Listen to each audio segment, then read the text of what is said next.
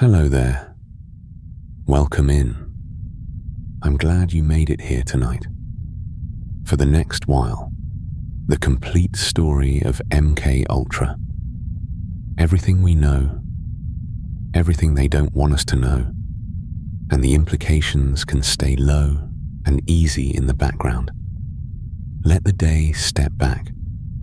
Let your breathing settle, and only keep the details that feel pleasant to keep. If this is playing late, you can let the room get a little quieter around it. Tonight's subject is the complete story of MK Ultra. Everything we know, everything they don't want us to know, and the implications, the objects, habits, odd little choices, and quiet explanations sitting underneath the main story. A small note before we begin. The visuals are kept dim, the motion is slow, and the background sound stays underneath the voice. The whole thing is meant to be easy to leave on.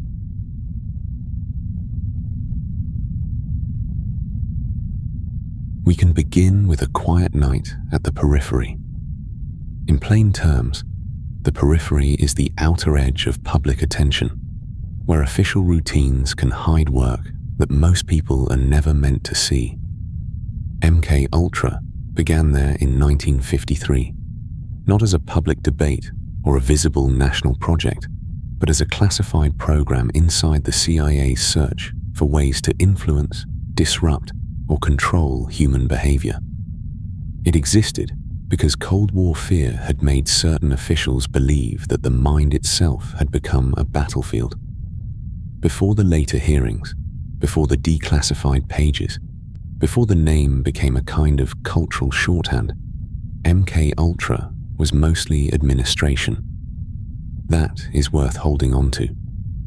The beginning was not a flashing warning sign. It was paper moving through offices. In the early 1950s, the CIA was still a young agency. Its habits were forming. Its buildings were not yet the famous Langley headquarters of later imagination, but a spread of Washington offices, temporary rooms, secure drawers, and guarded corridors. A government building at night can be a remarkably ordinary thing. A few windows remain lit. Trees stand dark around the parking lot. Inside, the floor polish has that faint, waxy smell, and the metal filing cabinets hold the day's heat longer than the room itself. Somewhere in that world of memoranda, initials, routing slips, and closed doors, MK Ultra was approved. The name itself sounds larger than it first was. MK Ultra was not a public-facing title. It was a cryptonym, a filing name, a way of placing a program inside a secret bureaucracy. I find that interesting, because the name now feels almost theatrical, while its original purpose was probably the opposite. It was meant to reduce meaning, not create it. A label like that does not explain. It conceals by sounding like office furniture. And secrecy, in this story, was not just a condition, it was a working material. A carpenter uses wood. A chemist uses glassware, solvents, and careful measurements. A secret agency uses locked safes, compartmented access, coded references, front organizations, sealed envelopes, and the practiced habit of not asking more than one is cleared to know.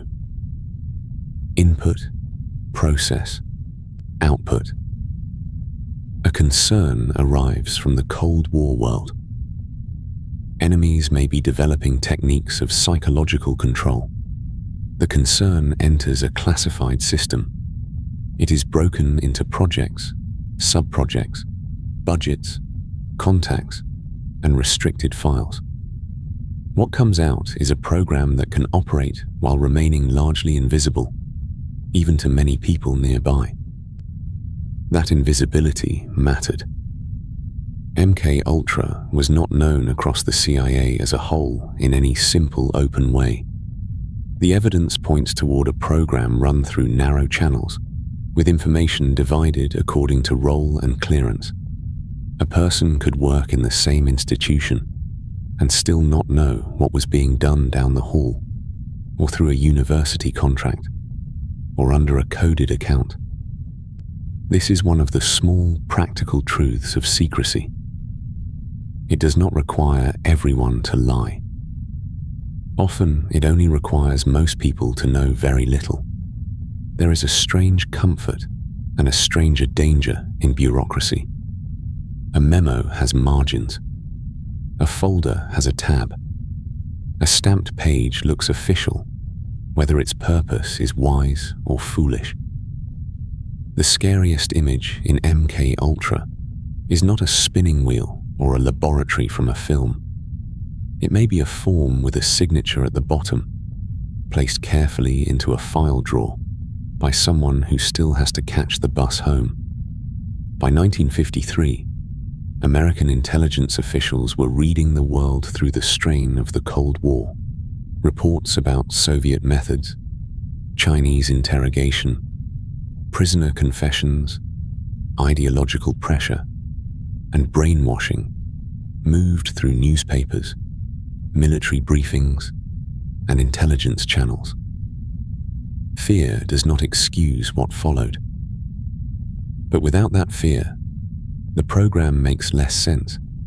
It gave people a reason, or at least a rationale, to treat ordinary limits as obstacles. That is often how the periphery works. It is not outside the system. It is just far enough from public view that normal moral friction becomes thinner.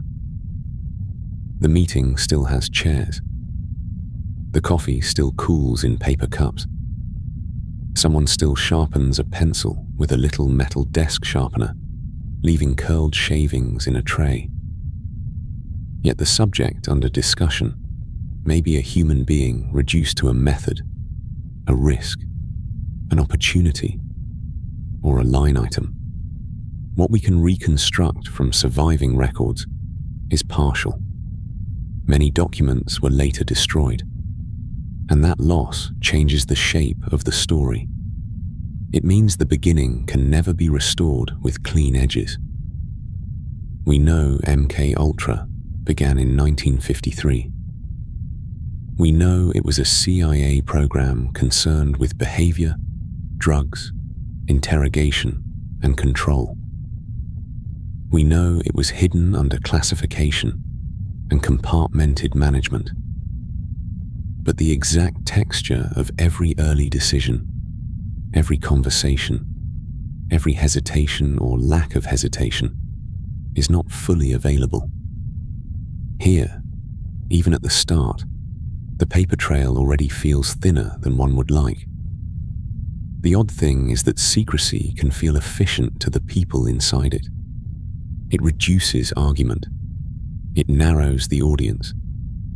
It lets a project move without the friction of public consent, congressional scrutiny, or ordinary institutional embarrassment. But that efficiency has a cost. When fewer people can object, fewer people can interrupt a bad idea before it becomes a system.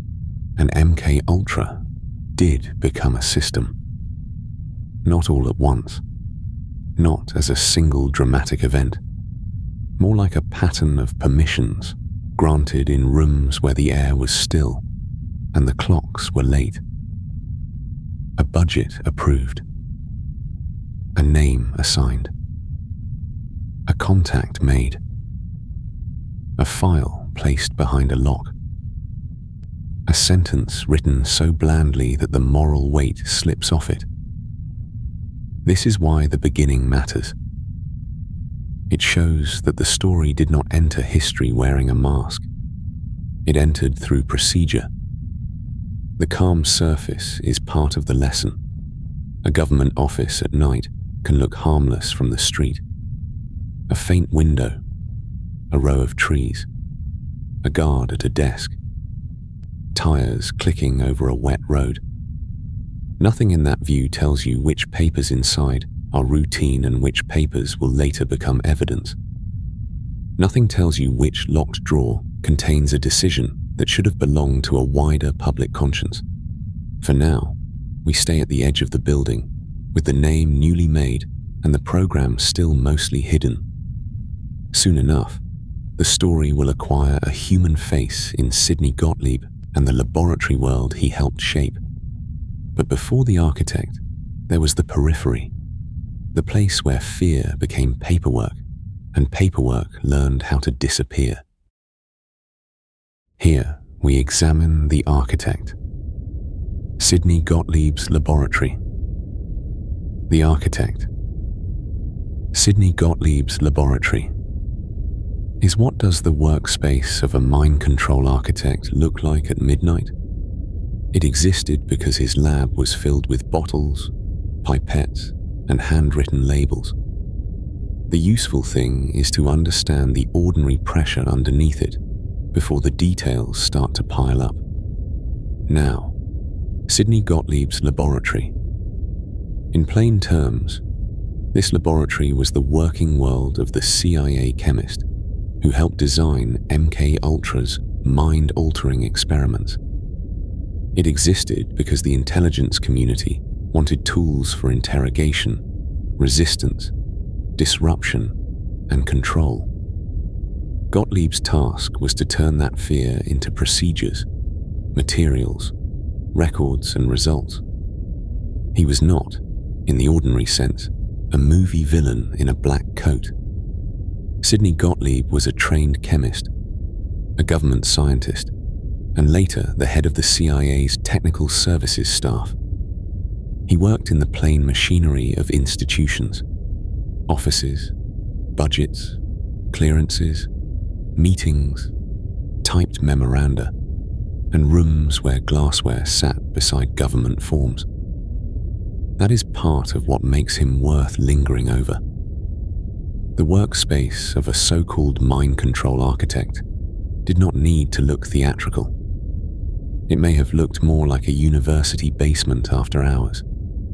Bottles on shelves, pipettes in jars, rubber tubing, handwritten labels curling at the corners, a balance scale under a cover, brown glass containers meant to protect chemicals from light, a sink with a faint mineral stain around the drain.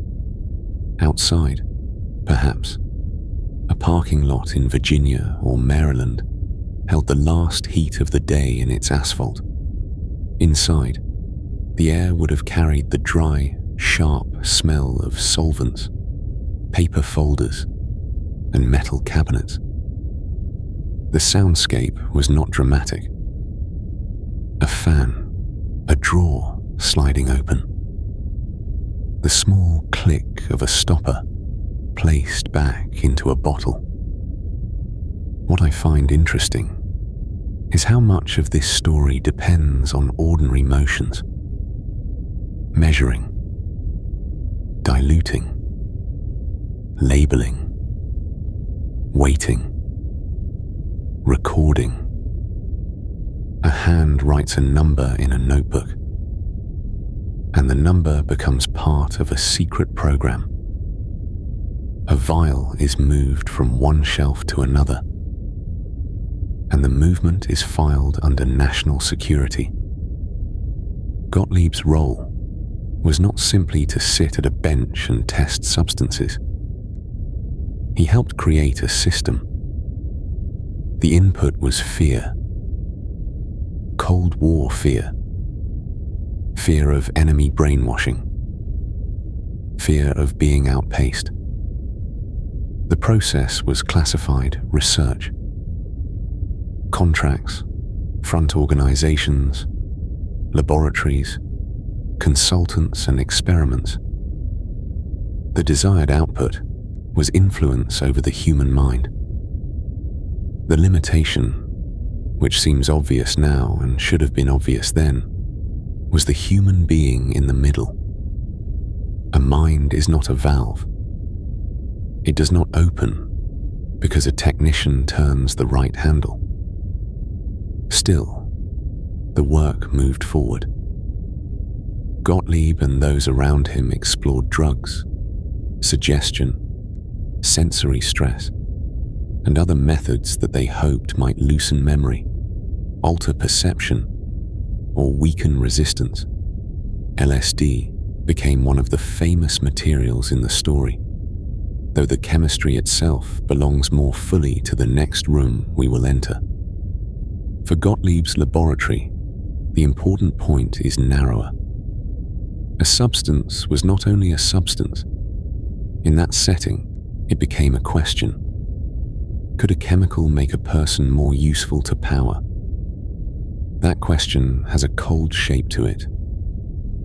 The laboratory method was, at least on paper, methodical. Select a material, prepare it, administer it under chosen conditions, watch for reaction, write something down, repeat if the program allowed. The procedure sounds clinical when stripped to its verbs, but the moral trouble lives in what those verbs leave out. Who knew? Who agreed? Who could refuse? Who understood the risks? One of the small practical truths of laboratories is that cleanliness can create an illusion of innocence. A clean bench feels responsible. A labeled bottle feels controlled. A notebook with dates and initials feels serious. I have a soft spot for tidy records, personally. They make the world seem briefly governable. But in MK Ultra, order did not mean ethics. It only meant that disorder had been given a filing system. Gottlieb seems to have regarded himself, in some sense, as an explorer. Not an explorer of mountains or oceans, but of thresholds. Fear, memory, obedience, confusion, speech. The odd thing is that self-image may have made the work easier to justify. Explorers are allowed to enter unknown territory. Scientists are allowed to ask difficult questions. Intelligence officers are allowed, in wartime thinking, to protect secrets. Put those identities together, and the border can blur. Here is where the story becomes less about one man's personality and more about a dangerous professional habit.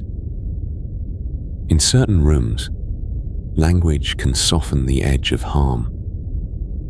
People become subjects. Your distress becomes reaction. A violation becomes data. The word experiment can make a human encounter sound cleaner than it was. This is not to say that every detail of Gottlieb's private thinking is available to us. Much of the record is incomplete, and later destruction of files leaves us looking through breaks in the fence. We can describe his role. We can trace parts of the program he oversaw. We can see enough to understand the pattern, but we cannot fully reconstruct every conversation, every hesitation, every warning ignored, or every moment when someone in the room may have felt the line being crossed. Some accounts simply stop there. At midnight, in the imagined but historically plausible laboratory, the bench would not accuse anyone. Glass has no conscience. A pipette does not pause before it is used. Paper accepts whatever is typed onto it. That is why responsibility has to live in people, not tools. The tools only extend the hand. And Gottlieb's hand was attached to an institution with money, secrecy, and permission to ask questions ordinary researchers could not ask in ordinary ways. That is the trade-off secrecy always offers. It promises freedom from interference. It also removes the friction that keeps ambition human-sized. A visible laboratory has visitors, committees, janitors, students, questions in the hallway. A hidden laboratory has fewer interruptions. Sometimes that is useful. Sometimes it is exactly the danger. So when we picture Sidney Gottlieb's laboratory, it may help not to picture a chamber of genius or madness. Picture instead a workbench with dust along the back edge, a clipboard, a locked cabinet, a coffee cup gone cold, a government chemist trying to turn uncertainty into technique. And somewhere beyond the window, the night road continues, dark and ordinary, while inside the experiment waits for a result. Now, materials, LSD and the alchemy of control. Materials, LSD and the alchemy of control is how does an ordinary chemical become a tool of secret research? It existed because other substances included barbiturates, amphetamines, and even more obscure compounds. The useful thing is to understand the ordinary pressure underneath it before the details start to pile up. Here we examine LSD and the alchemy of control. In plain terms, LSD is a powerful psychoactive chemical that can alter perception, mood, and the sense of time in very small amounts. For MK Ultra, it seemed to offer a practical shortcut into the hidden machinery of the mind. A clear liquid, a sugar cube, a cup of coffee, even a cigarette could become, in the language of the program, an instrument. That is the first oddity of this material. It did not look like much. A vial might sit on a cold metal tray, with condensation gathering around its base. The liquid inside could appear as ordinary as water. No dramatic color, no heavy smell, no machinery humming around it, unless one counts the refrigerator, the glass pipette, the rubber stopper, the paper label typed with a code rather than a plain name. LSD had qualities that made it unusually attractive to intelligence researchers. It was active in tiny quantities. It was easy to conceal. It could be placed into a drink without changing the outward appearance of the drink, at least in many accounts and experimental settings. A spoon stirring coffee, a cigarette passed across a table, a glass set down beside a file folder. These were ordinary gestures. That ordinariness is part of what made the substance so useful and so morally dangerous. What I find interesting, in the unpleasant sense of interesting, is how much power came from smallness. A heavy weapon announces itself. A locked door announces itself. But a chemical measured in almost invisible amounts can move through social life disguised as hospitality. Coffee is supposed to be a mild offering. A cigarette, in that era, was almost office furniture. Smoke in the ashtray, rings on the desk, a half-empty cup cooling beside a memo.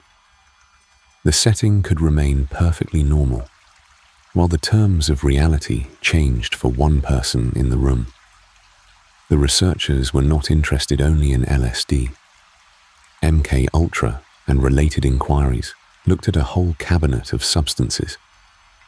Barbiturates, which could slow the nervous system and dull resistance. Amphetamines, which could heighten alertness and pressure the body in the other direction. Combinations sometimes described, loosely, as truth drug approaches. Other compounds were more obscure, passed through laboratories, hospitals, contractors, and chemical suppliers, with names that now feel like they belong to inventory sheets rather than history. A calm diagram of the hope might look like this. Introduce a substance, Observe a change. Learn how to predict or direct that change. Input, process, output. The input was chemical. The process was the human mind under stress, suggestion, confusion, or altered perception. The desired output might be confession, compliance, vulnerability, disorientation, or perhaps the breaking of a pattern of loyalty. The limitation, of course, was the person. Human minds do not behave like simple machines. LSD could produce vivid perception, fear, laughter, suspicion, openness, panic, or silence. It could make one person talk and another withdraw.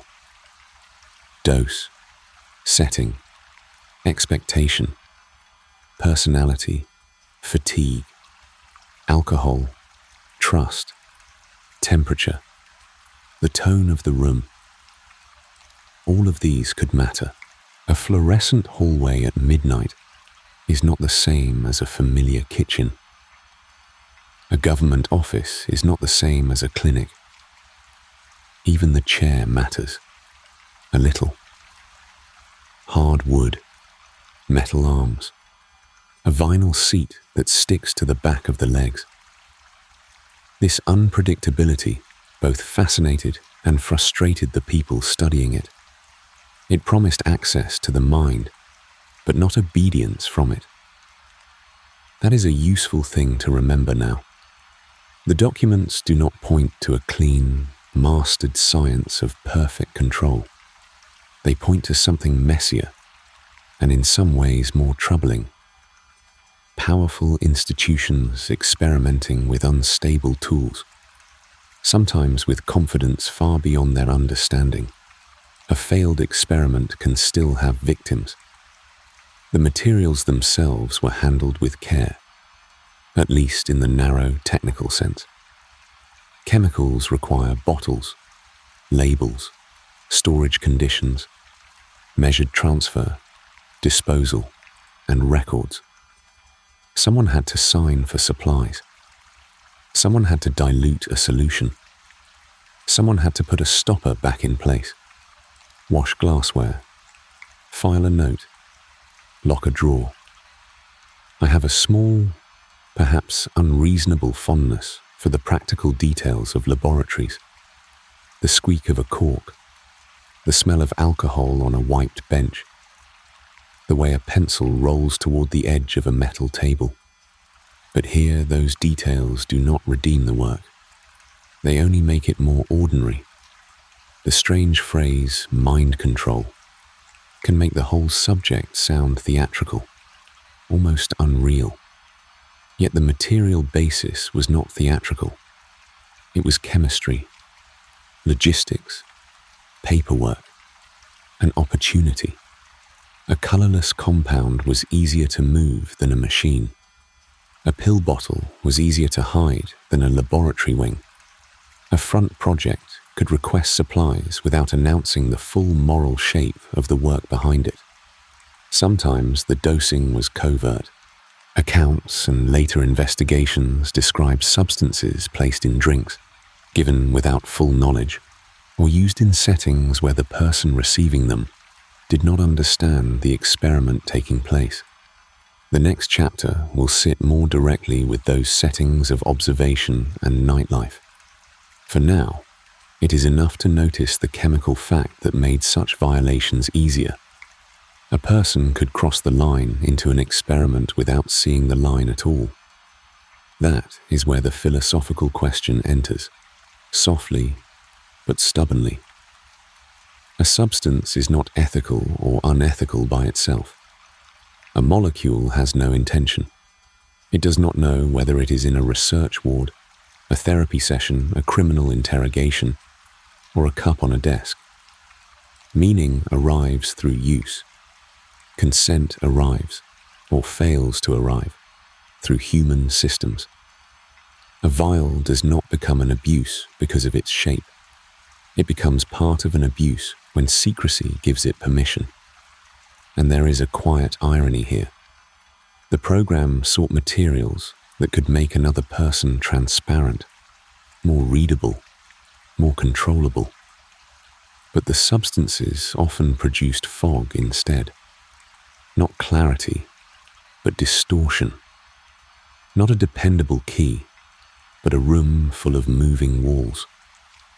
The more they tried to use chemistry as a lever, the more obvious it should have become that the mind is not a lock made for one tool.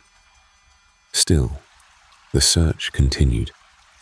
The record, where it survives, suggests a world of classified purchase orders, coded sub-projects, researchers with partial knowledge, and chemicals moving through respectable channels. But because many records were later destroyed, the full inventory is difficult to reconstruct. We know enough to see the pattern. We do not know every bottle, every dose, every room, every person who handled the tray. Some accounts simply stop there, with a name missing, a date unclear, or a page gone thin at the edge of the archive. So the material story of MK Ultra remains both specific and incomplete. LSD was central because it was small, potent, hard to detect, and deeply unpredictable. Barbiturates, amphetamines, and other compounds widened the search for influence over thought and behavior. The practical work involved glass, paper, cold storage, cigarettes, coffee, and the quiet confidence of people who believed a chemical could open what ordinary ethics kept closed. And perhaps that is the small, durable lesson in the vial. Control is often imagined as something large, metallic, and obvious. In this story, it could be nearly weightless, almost invisible in water, waiting beside a stack of papers, while the night outside went on as usual. We can begin with Operation Midnight Climax. Nightlife and observation. Operation Midnight Climax. Nightlife and observation is what happens when a safe house becomes a stage for human experiments. It existed because sex workers were paid to lure participants who were dosed and observed. The useful thing is to understand the ordinary pressure underneath it before the details start to pile up. Now, Operation Midnight Climax. Operation Midnight Climax was a CIA effort that used rented safe houses, paid sex workers, hidden observation, and drugged unwitting visitors to study behavior in controlled social settings. It existed because laboratory tests could not answer the question the agency was asking, or thought it was asking. How would people react in ordinary life, under desire, secrecy, alcohol, and surprise? So the experiment moved from the clinic to the apartment, from the table to the couch, from the signed form to no form at all. The previous chapter followed LSD as a material, almost like a strange chemical tool in the agency's hand. Here, the tool enters nightlife. Not the glamorous version of nightlife, exactly, but the practical one. Stairwells, taxis, bar glasses, overcoats, cigarettes, rent paid on time, curtains half drawn above a city street. The safe houses were in places like San Francisco and New York. They were not grand buildings. They were apartments chosen because people could come and go without attracting much attention. A glowing window in a neighborhood already full of late arrivals does not explain itself. A man walking up a narrow staircase at midnight is not, by itself, a historical event. That was part of the usefulness. In San Francisco, accounts often point to an apartment run with the help of George Hunter White, a federal narcotics agent who worked with the CIA.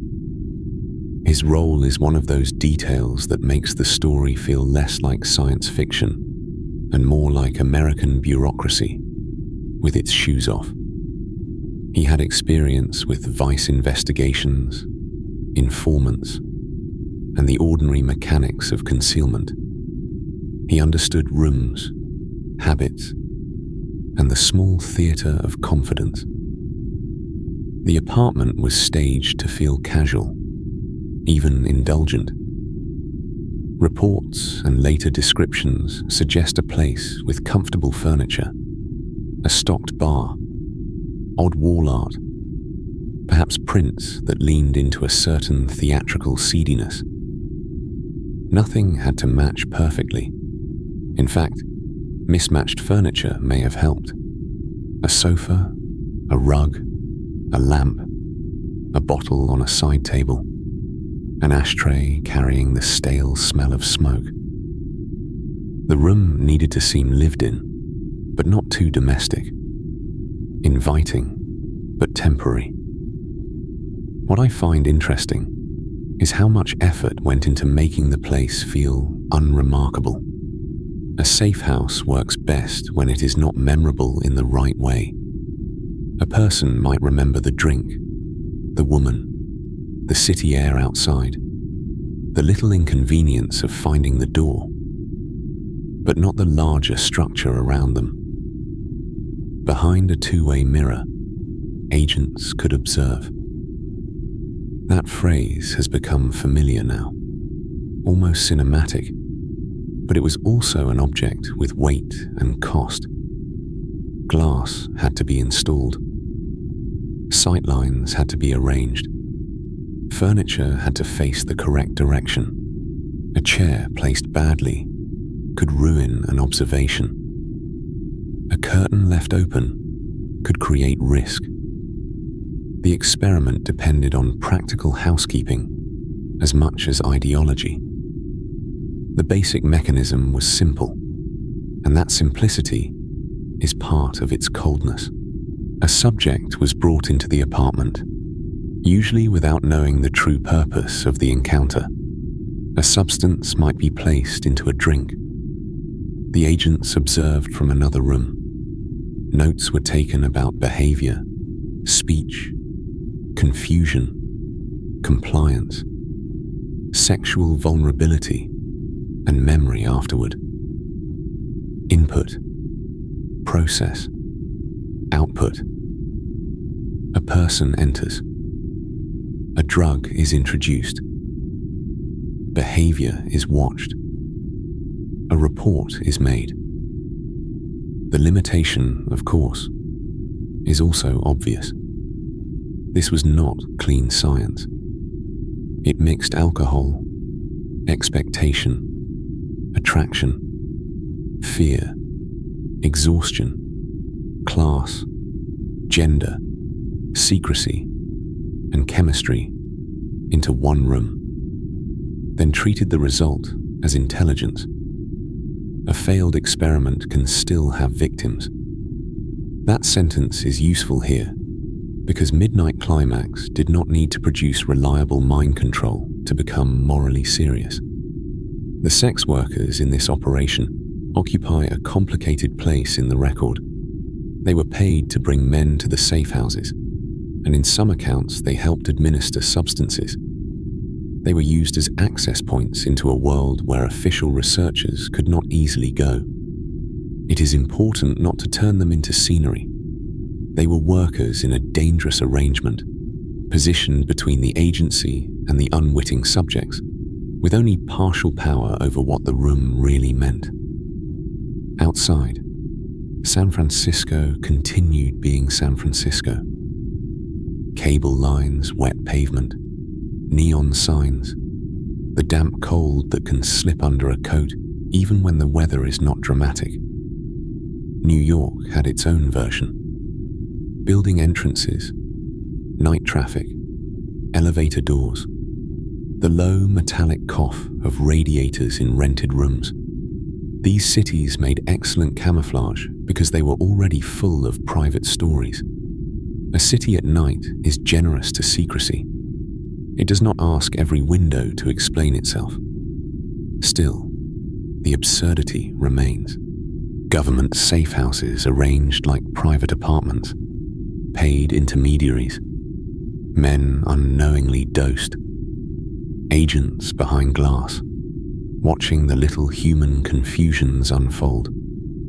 It sounds ridiculous until you remember that the absurdity was built on non-consent.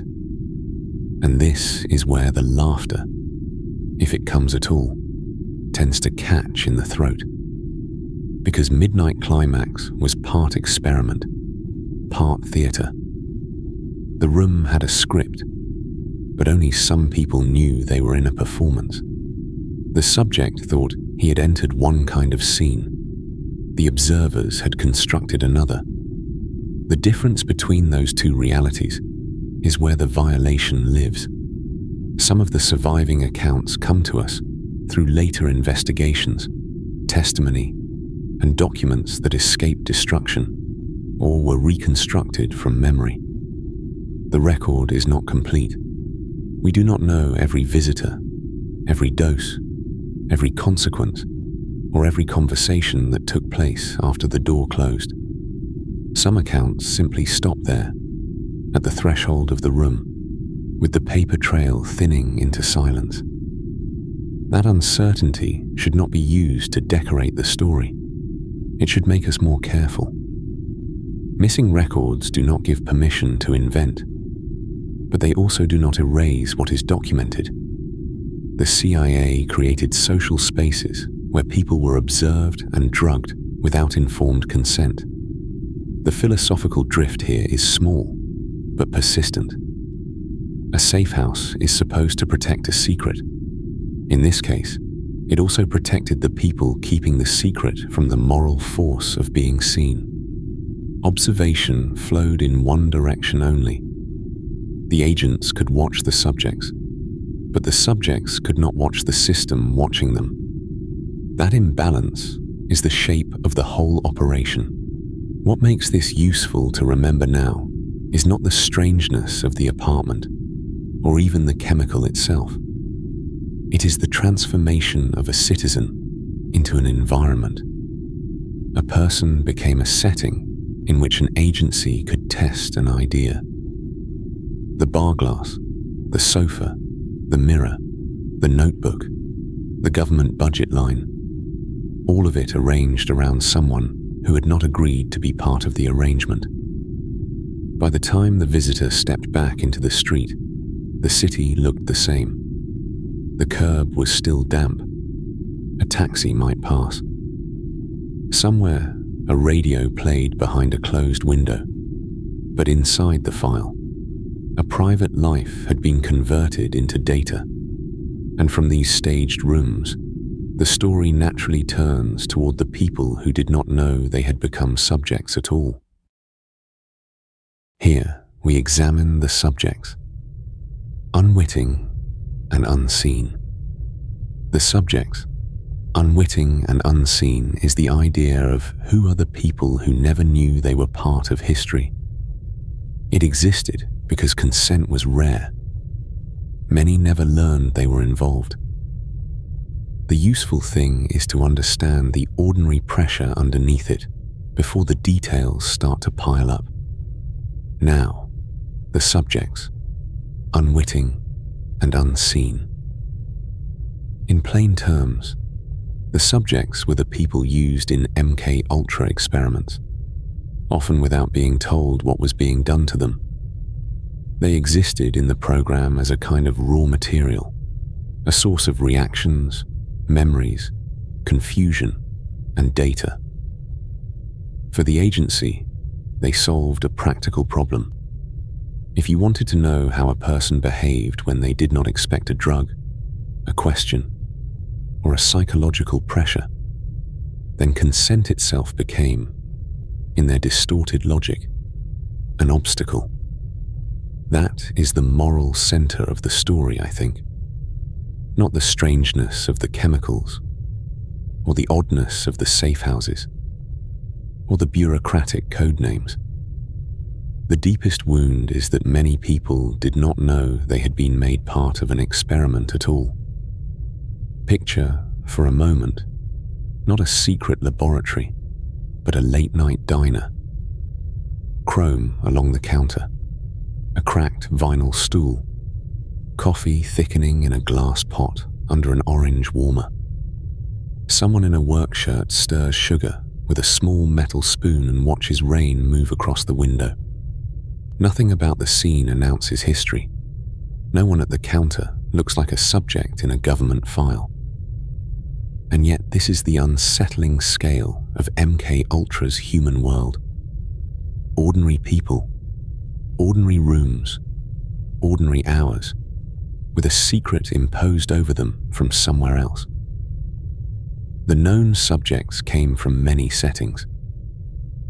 Prisoners, hospital patients, psychiatric patients, people being treated for addiction, soldiers, students, sex workers, ordinary citizens encountered in controlled social situations. Some were inside institutions already, where schedules were written by someone else. Meal trays, medication rounds, locked doors, fluorescent corridors, a clipboard at the end of a bed. Others were outside, moving through public life, where the surface seemed freer, but the experiment could still arrive invisibly. One way to understand MK Ultra is to ask who had the least power to say no. That question does not answer every historical detail, but it points in the right direction. Secret programs often move most easily through places where complaint is difficult. A prisoner can be dismissed as unreliable. A psychiatric patient can be told their confusion is part of their condition. A person with addiction problems can be doubted before they even begin speaking. A sex worker may know perfectly well when something is wrong and still be the last person an institution chooses to believe. That hierarchy matters. It is not an accidental feature of the story. It is part of how secrecy survives. Consent, in proper research, is not just a signature. It is a person understanding, as clearly as possible, what is being proposed, what risks may exist, and that they can refuse. It is imperfect, even in ordinary circumstances. Forms can be dense. Medical language can become a thicket. People nod when they are tired. Still, the principle is simple enough. A human being is not a tool. In MK Ultra, that principle was repeatedly broken. The surviving record shows drug administration and behavioral experiments involving people who were not meaningfully informed. In some cases, the very point was that they would not know. Input, an unwitting person. Process, a substance. An interrogation technique. An observation. A pressure. Output, a reaction. Limitation. The reaction belonged to a human being whose life did not end when the note-taking stopped. What happened afterward is harder to reconstruct.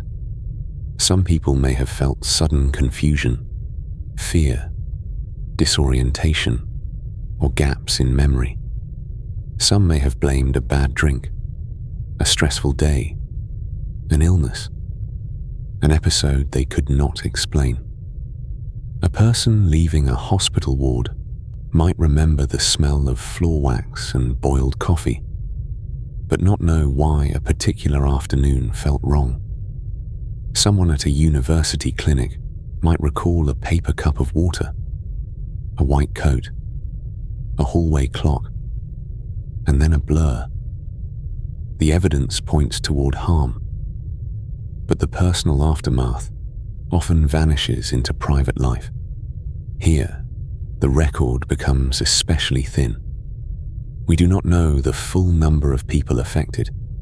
We do not know every institution involved. We do not know how many subjects ever learned that their distress had a source outside themselves. Some accounts survive as testimony. Others appear only as hints in files, a category, a payment, a sub-project, a line item. Some simply stop there. What I find interesting, and bleak in a very plain way, is that the program's language made people smaller. A subject, a case, a contact, a patient population, a test environment. These are useful words in administration, and sometimes they are necessary. But language has a habit of doing moral work before anyone notices.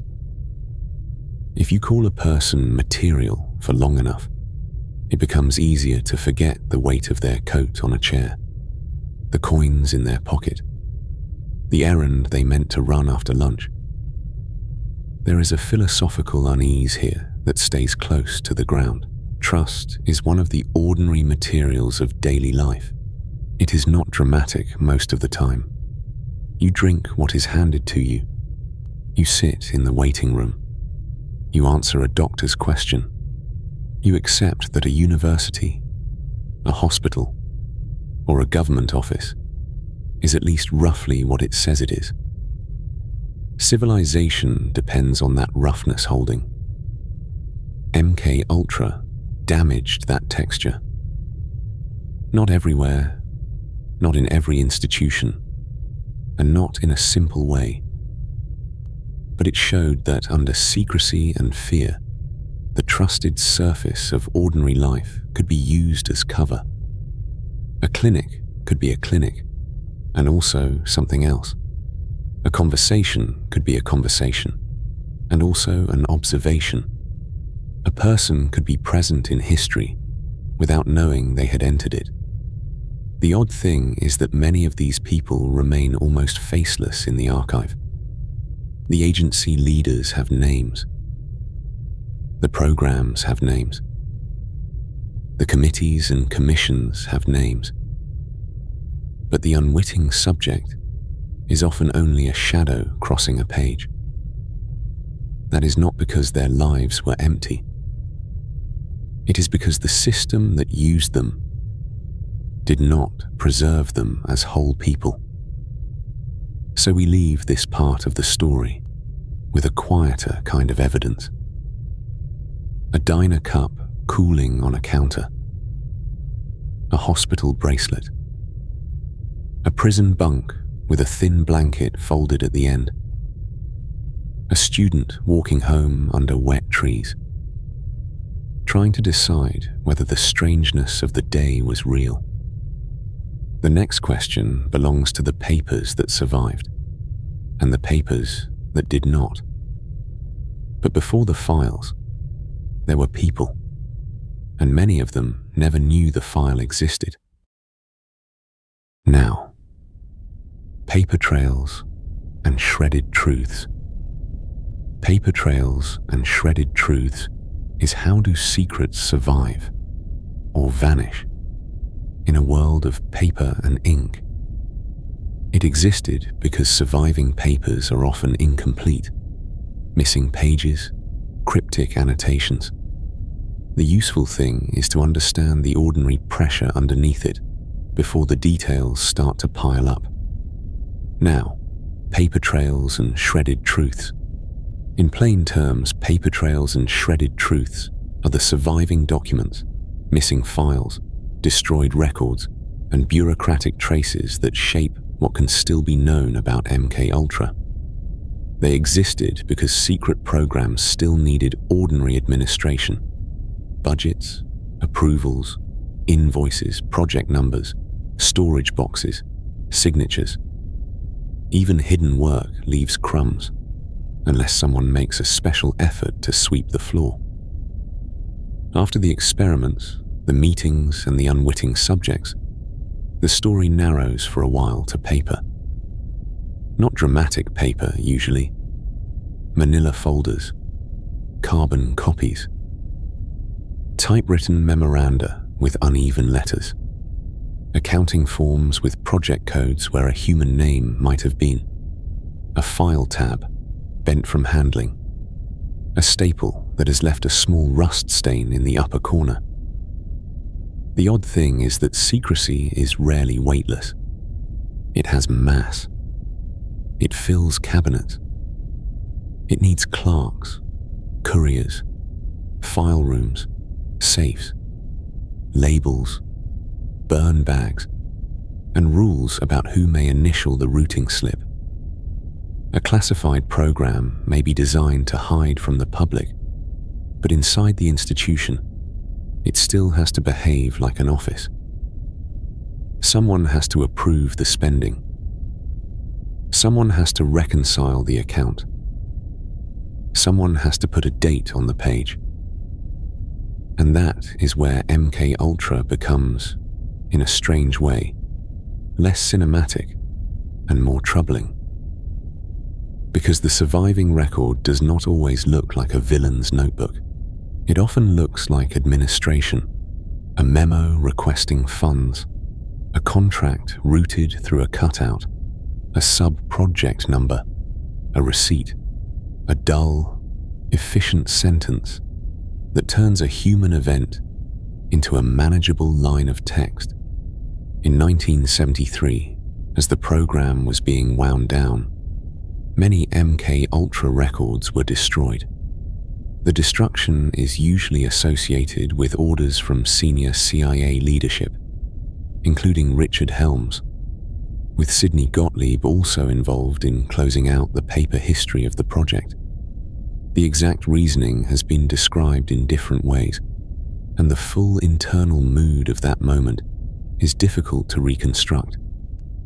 But the effect is not difficult to see. A large part of the map was removed. Picture, not too dramatically, the practical ritual of it. File drawers opened. Folder titles checked. Pages separated from binders. Paper fed into shredders or gathered for destruction in secure containers. The smell would not be exotic. Dust, ink, old glue. Maybe the dry, mineral scent of paper that has sat too long in a government building. The sound would be ordinary too. Drawers sliding, metal clasps snapping shut, paper rasping against paper. I find it interesting that destruction has procedures, just like preservation does. There is a method to erasure. A page is not simply gone. It is processed into absence. That sounds like a small distinction, but in a case like MK Ultra, it matters. The missing files are not missing by accident alone. Many were deliberately made unavailable to the future. Later, investigators and researchers did not find a clean archive waiting for them. They found fragments. Some of the most important surviving material came from financial records that had been stored separately and were not destroyed with the main project files. Roughly 20,000 pages eventually surfaced from this kind of remaining paperwork. That sounds like a large number until you remember what kind of pages they were. Ledgers and funding documents can prove that something existed, and sometimes where money went, but they do not always tell you what happened in a room. If this helps you rest, you can always come back to it another night. If you want more quiet subjects like this, subscribing helps them keep showing up. The surviving papers often carry the atmosphere of damage, missing attachments, redacted lines, names removed, pages copied so many times that the type blurs at the edges. A photocopy of a photocopy can make history feel like it is being seen through dirty glass. Researchers looking through these materials have to work slowly, matching dates, sub-project numbers, institutions, initials, and stray references. It is less like opening a sealed confession and more like assembling a broken mosaic on a cold table. Here is the simple mechanism.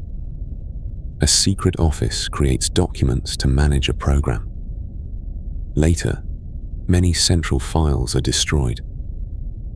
Some peripheral records survive because they are filed elsewhere, mislabeled, duplicated, or too boring to notice. Decades after that, investigators use those leftovers to infer the shape of what was removed.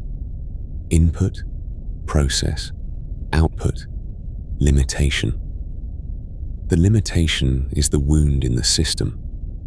The surviving records can show patterns, but they cannot fully restore the experiences of people who were never properly recorded in the first place. And that brings us back to the human cost of missing paper. A destroyed file is not only a problem for historians, it can be a problem for a person trying to understand what was done to them, or for a family trying to recover a sequence of events. The victim of a secret experiment can be harmed twice. First by the act itself, and then by the absence of a clear record. The second harm is quieter, but it lasts a long time. There is a philosophical unease here, though it grows out of something as plain as a file cabinet. Modern institutions remember through documents, birth certificates, medical charts, court transcripts, lab notes, employment forms, travel records. We complain about paperwork, often correctly. Paperwork is slow, fussy, and fond of the wrong box being checked. But it is also one of the ways power becomes answerable. A signature can accuse. A date can contradict. A receipt can survive the person who hoped it would be forgotten. So when records are destroyed, the question is not only what facts are lost, it is what kind of accountability becomes impossible. Some details may now live only in rumor, recollection, or speculation. That does not give us permission to invent whatever we like. Missing evidence creates uncertainty, not certainty in disguise. But it also means that the official record cannot simply be treated as complete. Here, the record goes quiet, and the quiet is part of the story. The papers that remain are enough to show that MK Ultra was real, extensive, and ethically compromised. They are not enough to tell every name, every site, every decision, every consequence. That is the uncomfortable balance. Enough survived to prevent denial. Enough was destroyed to prevent closure. Soon, the story moves toward public exposure, hearings, and the first hard daylight on the program. But before that daylight arrives, there is this darker interval of folders, shredders, ledgers, and empty spaces. A government program tried not only to keep secrets while it operated, but to manage what history would be allowed to inherit. And maybe that is why these pages still hold attention. Not because they explain everything, because they show, with dry ink and missing attachments, how a story can be both documented and unfinished. Some accounts simply stop there. We can begin with exposure, the church committee, and the flicker of daylight. Exposure. The church committee and the flicker of daylight is what does it feel like when a shadowy program steps into the light. It existed because testimonies revealed fragments of MK Ultra's scope and methods. The useful thing is to understand the ordinary pressure underneath it before the details start to pile up. Now, exposure through the church committee and the flicker of daylight. In plain terms, this was the moment in the 1970s when congressional investigators began pulling intelligence abuses out of classified rooms and into public hearings. The committee existed because trust had been damaged, and Congress needed some way to ask what secret agencies had been doing in the name of national security. It did not solve every mystery, but it changed the weather around MK Ultra. By the middle of the decade, Washington had the tired look of a city that had been reading too many sealed envelopes. Watergate was still close in memory. The Vietnam War had left its own residue of official language and public doubt. On Capitol Hill, committee rooms filled with microphones, nameplates, water glasses, stacked binders, and the ordinary furniture of accountability. A witness table is not a dramatic object, really. It is wood, metal legs, a picture, a chair that may or may not be comfortable. But sometimes a plain table becomes the place where a country hears something it cannot easily put back. The Senate Select Committee to Study Governmental Operations with respect to intelligence activities, better remembered as the Church Committee, began its work in 1975. Senator Frank Church of Idaho chaired it, and the title alone has the dense, overstuffed quality of government trying to be precise. I find that oddly fitting. The committee was investigating activities that had been hidden behind layers of euphemism. So even the name of the inquiry arrived wearing a heavy coat. What emerged about MK Ultra came in fragments. Not a clean confession, not a full archive laid neatly across the table.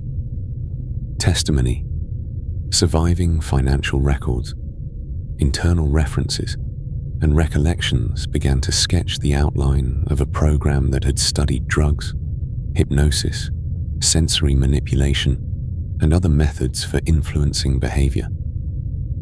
Some witnesses could describe pieces of the machinery. Others could only point toward missing files.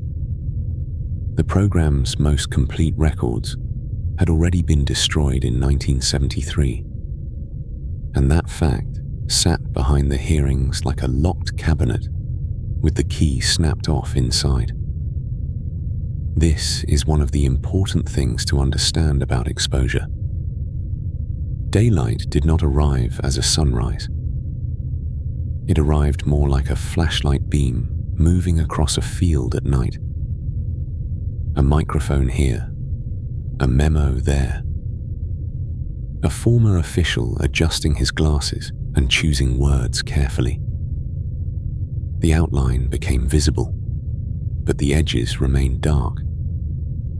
For many Americans, this was the first time the phrase MK Ultra entered ordinary public hearing. The name itself had a strange flatness. 2 letters, 1 grand word. It sounds less like a moral crisis than a file label on a grey drawer. That, to me, is part of its discomfort. Some of the most serious things in institutional life arrive under names designed not to carry much feeling. The hearings were measured.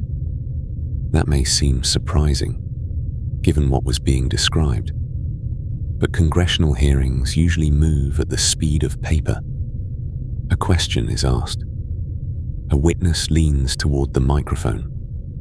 Counsel consults a folder. A stenographer's keys tap in small bursts. Someone asks for clarification. Someone says they do not recall. The room may smell faintly of dust, wool suits, coffee, and warm electrical wiring. Public reckoning, in practice, can sound like a pencil being moved from one side of a folder to the other. If there is a future topic you want covered slowly, you can leave it below. If this helps you rest, you can always come back to it another night. One small, practical detail keeps returning to me: the microphones. In hearings like these, they are arranged as if speech itself can be organized. Each little metal stem points toward a mouth, waiting to turn memory into record. There are spare cords under tables, paper cups near the witness seats. Sometimes a clerk who knows exactly which switch has gone temperamental. In a stranger version of the same room, the microphones might be tiny border posts, each one stamping a passport as a sentence crosses from secrecy into public life. A late sentence arrives with a cardboard suitcase. Another has lost its ticket. The clerk sighs, because even in imaginary committee rooms, someone must keep the timetable. And then we are back with the real machinery: wire, paper, testimony, and the difficult business of making hidden acts speak plainly. The officials who appeared before investigators were often trying to explain the unexplainable in acceptable language. That is not a small task. How does one describe non-consensual experimentation without letting the moral weight of the words break the sentence? Bureaucracies have a habit of sanding down sharp edges. Harm becomes an activity. People become subjects. Secrecy becomes procedure. The church committee's work mattered partly because it made that language sit in public under questions where it sounded different. Still, the committee did not produce omniscience. It could not restore destroyed records. It could not identify every person affected. It could not reconstruct every sub-project, every university arrangement, every institutional hallway where permission had been assumed rather than asked. The evidence pointed toward a wide, troubling program, but not toward the fantasy of perfect mind control. What it showed was, in a way, more useful and more sobering. A powerful agency had pursued uncertain methods with inadequate oversight, and people without meaningful consent had been placed inside that pursuit. The hearings also revealed a confusion that public exposure often brings. Once a secret is confirmed, the mind wants the whole shape of it. It wants beginning, middle, end, names, dates, motives, totals. But MK Ultra did not come into view that way. It came through gaps. The public learned enough to know that something real had happened, and enough to know that some of it might never be fully known. A quieter philosophical question sits here. What does a society do with partial truth? Too little evidence, and denial flourishes. Too much imagination, and every shadow becomes proof of anything. The church committee occupied that narrow, uncomfortable ground between disbelief and speculation. Its achievement was not that it finished the story. Its achievement was that it made the unfinished story official. Outside the hearing rooms, evening would have settled over the Capitol steps, with traffic moving along wet pavement and papers tucked under arms against the wind. Inside, the witnesses, senators, lawyers, clerks, and reporters kept working through the slow ritual of democratic repair. Question by question, page by page. Not perfectly, not completely, but enough to let the name MK Ultra leave the locked room and enter history. And once a name enters history, it changes. It is no longer only a code in a file. It becomes something people can ask about, argue over, doubt, study, and remember. The light that reached MK Ultra in the 1970s was narrow, interrupted, and late. But even a narrow light can show the outline of a door. The next difficulty is deciding what to do with what waits just beyond it. Here, we examine the Olson paradox, mystery at the edge of science. The Olson paradox. Mystery at the edge of science is how does a single unexplained death come to symbolize a whole era of secrecy? It existed because officially a suicide. Later, evidence suggested possible foul play. The useful thing is to understand the ordinary pressure underneath it before the details start to pile up. Now, the Olson paradox. The Olson paradox is the way one man's death became both a documented fact and an unresolved question. It gave MK Ultra a human center, not because it explains everything, but because it shows what secrecy does to ordinary evidence. A window, a hotel room, a laboratory career, a family's questions. All of it became part of a record that never quite closes. Frank Olson was a scientist, not a public figure. He worked at Fort Detrick in Maryland, in the world of biological research and national security, where notebooks, restricted corridors, and technical language could make unsettling work look very tidy. In 1953, he attended a government retreat at a lodge in rural Maryland. There, according to later accounts, he was secretly given LSD as part of a CIA-linked experiment. The small practical fact matters. He did not knowingly volunteer for that dose. Whatever else one believes about the later mystery, the story begins there, with consent removed from the table like an inconvenient cup. Afterward, Olson's condition appears to have worsened. Accounts describe anxiety, confusion, and distress, though the exact inner landscape is impossible to reconstruct. He was brought to New York City with a CIA-associated doctor, ostensibly for help or evaluation. The setting becomes oddly specific.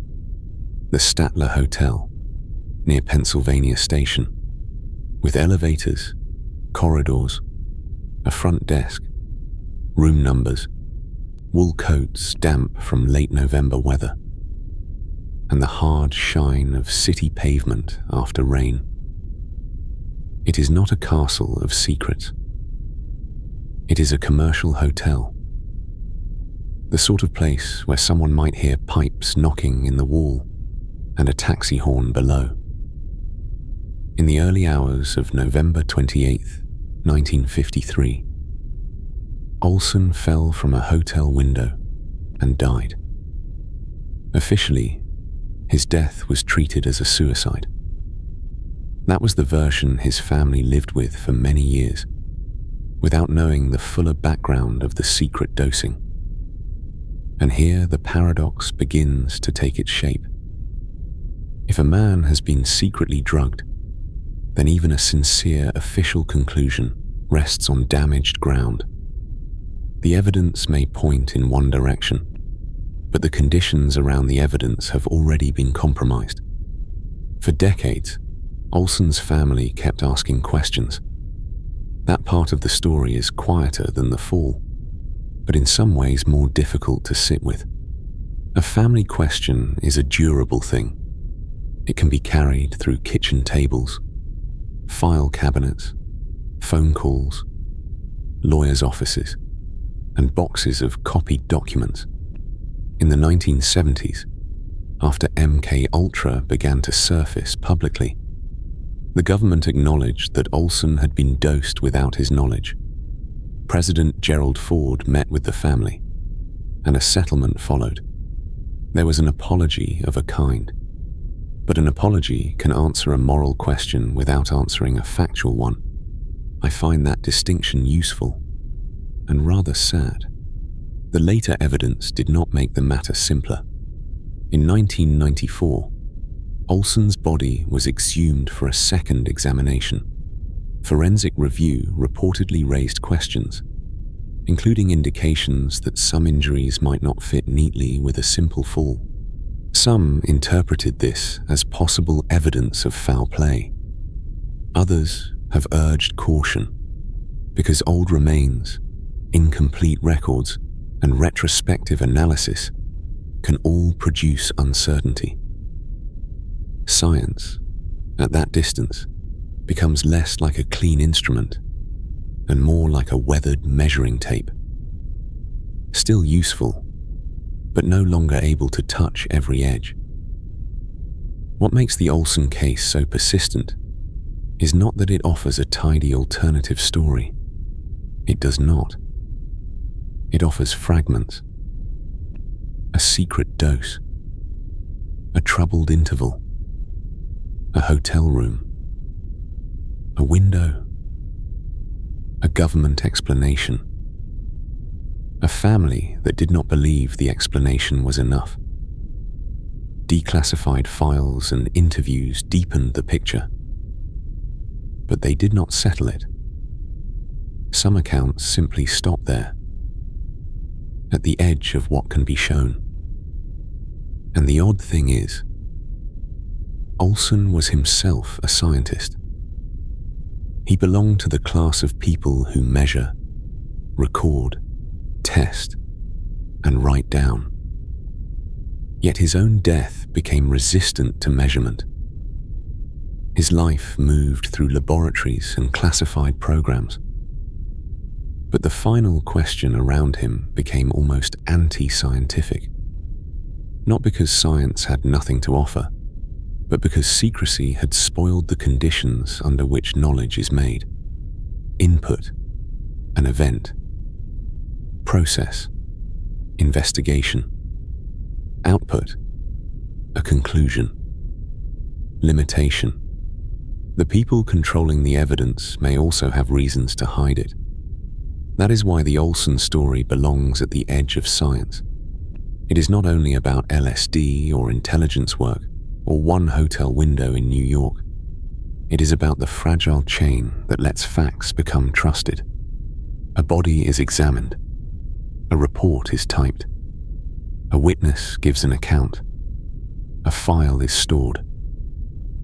Each step depends on the previous one not being bent too badly out of shape. When secrecy enters that chain, it does not always erase the truth. Sometimes it does something more troublesome. It leaves the truth visible, but out of reach.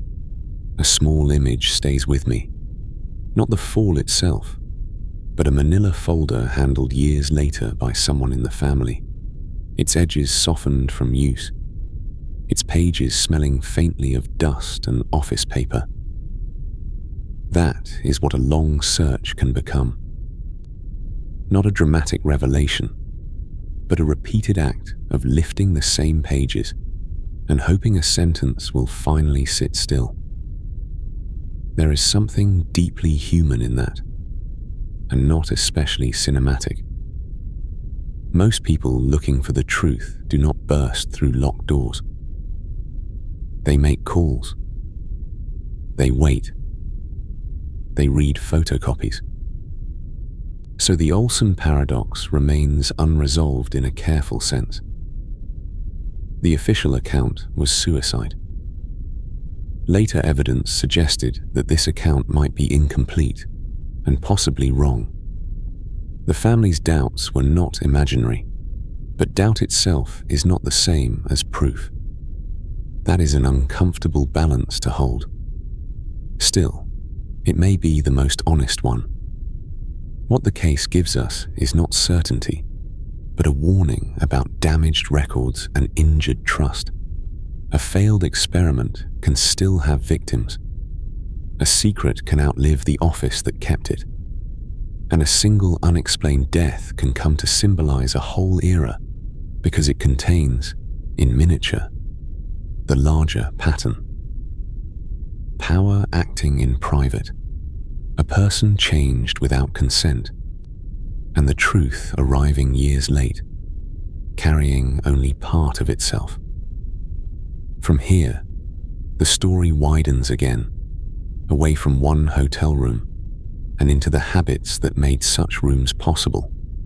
Codes, covers, meetings, and the ordinary machinery of keeping things hidden. Now, the tools of secrecy. Codes, covers, and quiet meetings. The tools of secrecy Codes, covers, and quiet meetings. Is what does secrecy look like up close, in the hands of ordinary people? It existed because meetings happened in safehouses, hotel rooms, even parked cars at night. The useful thing is to understand the ordinary pressure underneath it before the details start to pile up. Now, the tools of secrecy, codes, covers, and quiet meetings. In plain terms, these were the ordinary methods that allowed hidden work to look like routine administration.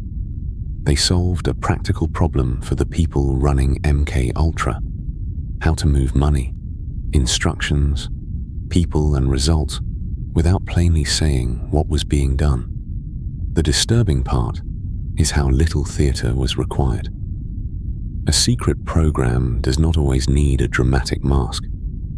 Sometimes it needs a project number, a vague title, a typed memo, and a person willing to understand what is not written down. MK Ultra itself was a code name, and beneath it sat many smaller compartments, often called sub-projects.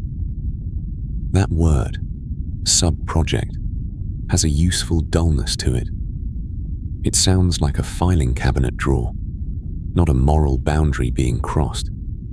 A sub-project could describe research through a university, a hospital, a contractor, or a front organization. The language softened the object. It turned experiments on people into numbered administrative units. I find that strangely important. Bureaucracy does not only record reality. Sometimes it changes the emotional temperature of reality. A phrase like behavioral research can pass through a hallway more easily than human experimentation. A grant proposal can wear a clean shirt. Some funding moved through covers that gave the work a normal academic shape. One well-known example was the use of organizations connected to research on human ecology and related fields. On paper, this could look like support for psychology, sociology, medical inquiry, or the study of human behavior under stress. In practice, some of that money was tied to intelligence goals. The mechanism was plain enough. Money entered as a grant, passed through a respectable institution, and came out as data, access, or cooperation. The limitation was also plain. The cleaner the paper looked, the harder it became for outsiders to see the stain. The documents we have suggest a world of initials, routing slips, approvals, and deliberately bland descriptions. A secretary might type a page on onion skin paper, with carbon copies pressed underneath, each sheet faintly smelling of ink and machine oil. A file might be placed into a manila folder with a clasp at the top. A name could be shortened. A purpose could be made abstract. A location could be omitted or described only in terms that mattered to the people already inside the circle. This is where the paper trail thins in a peculiar way. We know enough to see the method. We do not know every conversation, every informal arrangement, or every small decision made outside the surviving documents. Some records were destroyed, and some practices were probably never written down in full. It is difficult to reconstruct a system that was partly designed to leave only the kind of trace it preferred. Meetings, too, did not need to look cinematic. They could happen in offices after normal hours, in rented apartments, in hotel rooms, or in safe houses maintained for other purposes. A plain envelope could be slid across a table. A locked briefcase could sit beside a chair. A rotary telephone could ring once and stop. In a parked car at night, the dashboard light might make a notebook look greenish for a second, then disappear when the door closed. The parked car is a small detail, but it feels right for this subject. Not because every secret was exchanged that way, but because it shows the scale. Secrecy often depends on inconvenience. Someone waits in cold weather. Someone chooses a street with little traffic. Someone checks a rear-view mirror out of habit. The machinery of the state, at ground level, can be a person with a raincoat, a packet of receipts, and a bad cup of coffee cooling in a paper cup. Expense reports mattered. So did travel vouchers, hotel bills, laboratory invoices, and purchase orders. A receipt for chemicals, a rental payment, or a consulting fee could become part of the covering structure. The duller the document, the safer it was. A good cover does not attract imagination. It looks like something an accountant would rather finish before lunch. What makes this useful to remember is that secrecy is not only a wall, it is a routine. It is a habit of naming, filing, meeting, reimbursing, and omitting. Once enough people accept the habit, the hidden thing can move through normal channels without announcing itself. The postman carries the envelope. The typist aligns the page. The hotel clerk hands over a key. Most of them may know nothing at all. That is one of the odd truths of covert systems. They can involve many hands without giving those hands the whole picture. Compartmentalization does that. One person handles money. Another handles equipment. Another knows the researcher. Another knows the agency interest. Each piece is small enough to feel manageable. Put together, the pieces form something much larger and much harder to question from the inside. The tools themselves were almost comically ordinary. Typewriters with worn keys, file boxes, telephones, address books, safes with combination dials, cigarettes in glass ashtrays, office calendars with meetings written in abbreviations. Even the safe house, that grand word, could simply mean an apartment with plain curtains, a table, a couch, and a room arranged so someone could observe without being seen.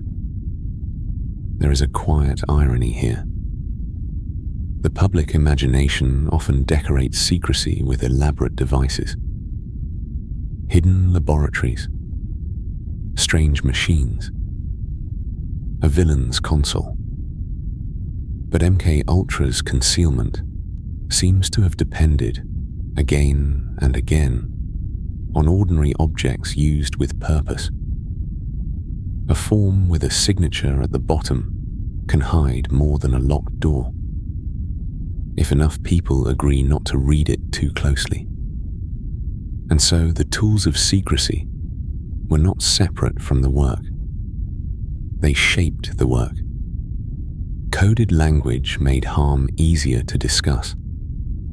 Covers made funding easier to justify. Closed meetings made dissent less likely. Routine paperwork made exceptional acts appear procedural. From here, the story moves naturally toward ethics, because once a system learns how to hide itself, the next question is simple and heavy. What limits remain when the limit is no longer visible? We can begin with the ethics question. Lines crossed in the dark. The ethics question. Lines crossed in the dark is what happens when curiosity outpaces conscience. It existed because the Nuremberg Code existed, but was often ignored or rationalized away. The useful thing is to understand the ordinary pressure underneath it before the details start to pile up. Now, the ethics question. The ethics question is the question of what a person in power is allowed to do to another person in the name of knowledge, security, or fear. It existed because MK Ultra was not only a scientific program or an intelligence program, but a place where rules were treated as obstacles. Once that happened, ordinary words like research, subject, and procedure began to carry more weight than they should have been asked to carry. A useful way to picture the problem is not a secret chamber, but a university building after dark. A lecture hall with a chalkboard at the front. Equations half erased. White dust gathered in the metal tray. A few wooden seats polished by decades of coats and elbows. Outside, a wet campus sidewalk reflects the sodium lights, and a night watchman tries the handle on a side door. Nothing in that scene looks monstrous. That is partly the point. Research ethics often lives in very plain objects.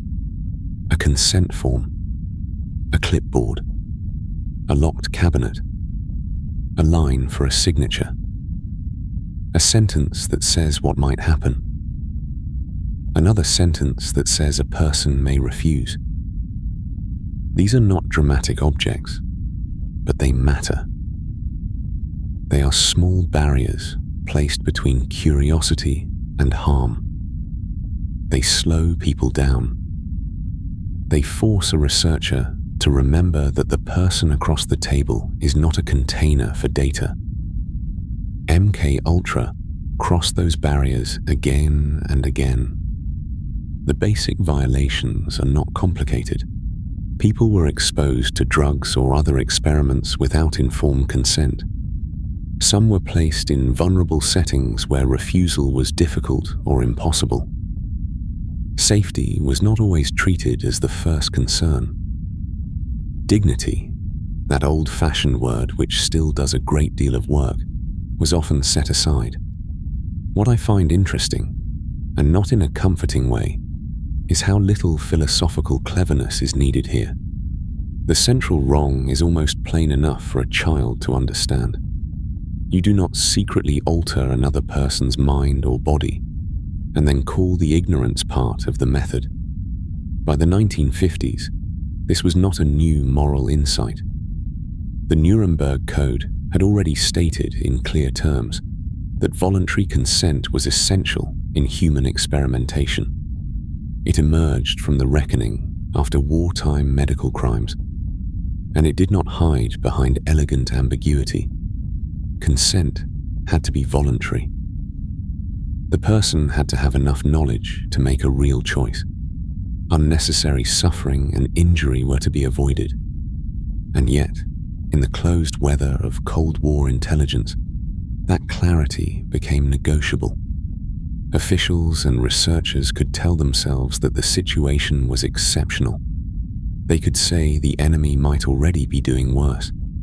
They could say national security required speed, secrecy, and unusual methods. A classified stamp, pressed in purple or black ink on a folder, has a peculiar moral effect. It can make a document feel more serious than a person. That is one of my quiet complaints about bureaucracy. It is very good at making paper seem sober. A rubber stamp, a file number, a grant contract, a steel filing cabinet with a squeaking drawer. These things can give even bad judgment a respectable posture.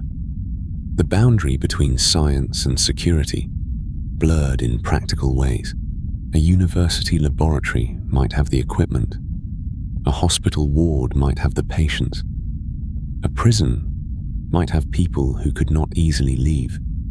A front organization might move money without showing the true source. A doctor, psychologist, chemist, or administrator could tell themselves they were contributing to national defense rather than violating a human being. Input, process, output. That was the simple mechanism. Fear went in. Secrecy processed it. Permission came out. The limitation, of course, was moral. The machine could produce activity, reports, and experiments. But it could not produce legitimacy. Some people involved in or near these programs later expressed regret, discomfort, or a sense that lines had been crossed. Others defended the choices as necessary within the pressures of the time. The record does not give us one clean chorus of remorse, and it probably never will. People explain themselves differently when a project is active, when it is exposed, and when history has begun to judge it. Here, uncertainty is not an escape hatch. We may not know every name, every setting, or every decision made in a closed meeting. The destruction of records means some accounts simply stop there, but the surviving evidence points toward a pattern strong enough to matter. Consent was treated as optional when secrecy made accountability unlikely. A small philosophical drift belongs here, I think. Curiosity is not automatically noble. It can be generous, patient, and humane. It can also become hungry.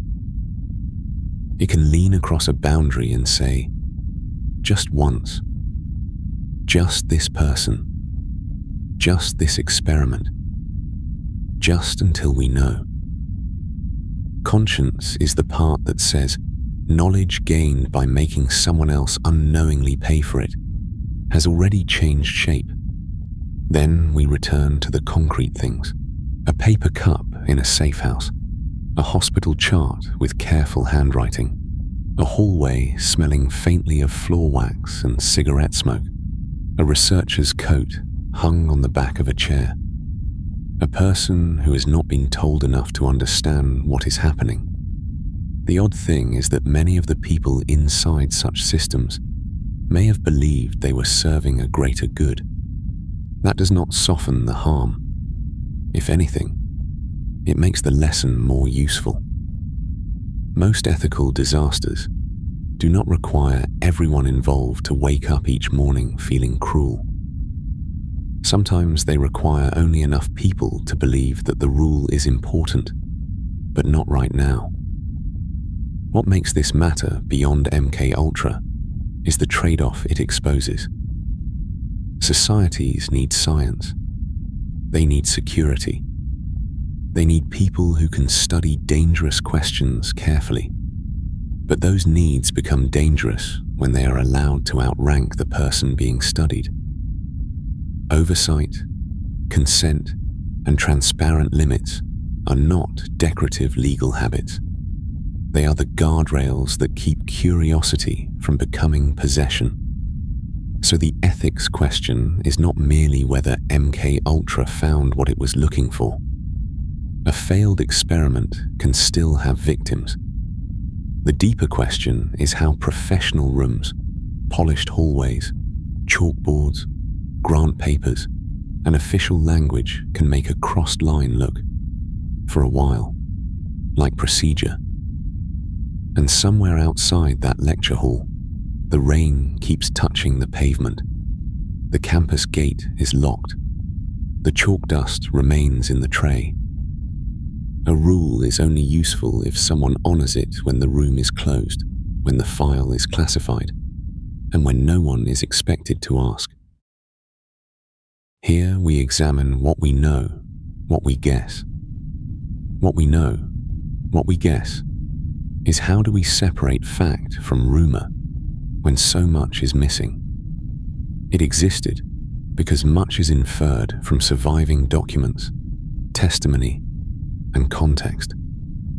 The useful thing is to understand the ordinary pressure underneath it before the details start to pile up.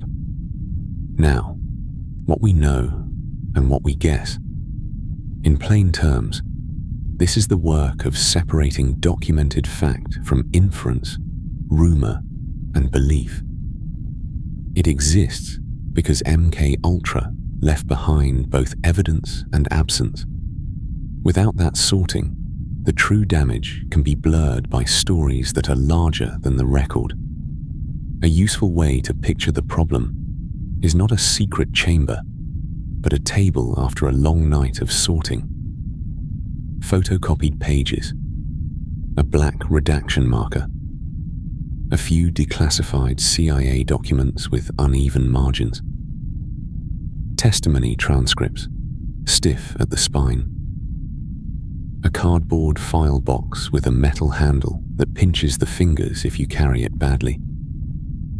The work is not glamorous. It is mostly reading, comparing, pausing, and admitting when a sentence will not carry more weight than it can bear. Some facts are firm enough to stand on. MK Ultra was initiated by the CIA in 1953. Sidney Gottlieb was a central figure in its direction. LSD and other substances were used. The program included covert arrangements, front organizations, research contacts, and experiments involving people who did not always know what was being done to them. In 1973, as official attention began turning toward past intelligence abuses, many records were destroyed. In the 1970s, investigations brought enough surviving material into public view that denial was no longer possible. Those are not whispers. They are not merely internet folklore. They come from documents, hearings, admissions, and declassified records. That distinction matters. I find it useful, almost morally useful, to begin with the plain facts, because they are already serious enough. The documented version does not need decoration. A person does not have to believe in perfect mind control to understand why secret dosing, hidden observation, and destroyed files are a grave breach of trust. Then there is the second layer. What we can reasonably infer. If a surviving memo mentions a sub-project, a contract, a university researcher, or a budget line, it may point toward activity we cannot fully reconstruct. If testimony describes a method, but the underlying file is gone, historians can sometimes see the outline without seeing the room. This is where caution becomes a kind of craft.